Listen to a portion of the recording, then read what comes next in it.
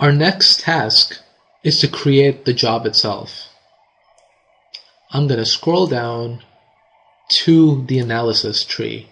And analysis, you see a jobs container. I'm going to double click on that jobs container. And it changes us to the job module. I'm going to name our job Loaded Barbell Stand. The source is the model, not an input file. Input files are different. When you're working in Abacus CAE, you've got this whole interface to help you out. But sometimes in research, and even before this whole pre-processing environment was created for Abacus, you would have to use input files where you type out your instructions as opposed to generating them by clicking around in this GUI interface. I'm going to click on Continue, and I see the Edit Job window. You can give it a description, and there's a lot of options here. You can set in like memory requirements and parallelization and stuff like that to help you run your simulation.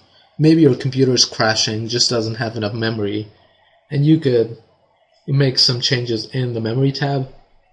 Mostly we're just going to look at the submission tab right here. And I'm going to tell it to go ahead and do a full analysis for the simulation. You do have some other options, such as, for example, a restart job.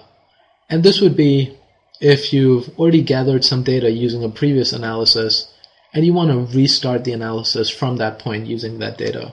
But in our case, we're just going to go with a simple full analysis and click the OK button. And now you see in the jobs container, we have a job created for us. In order to run it, we're going to right click on it and we're going to say submit. If we said data check, Abacus would try to check through our data and tell us if it thinks the simulation is going to run successfully or not.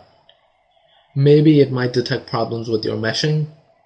In fact, when you hit the submit button, it does initially do the data check and then move on to the simulation. But sometimes if you've got really big simulations that go on for hours, you might want to do a data check first before hitting submit.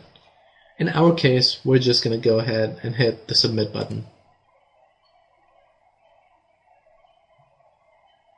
And you see, it says submitted over here in parentheses.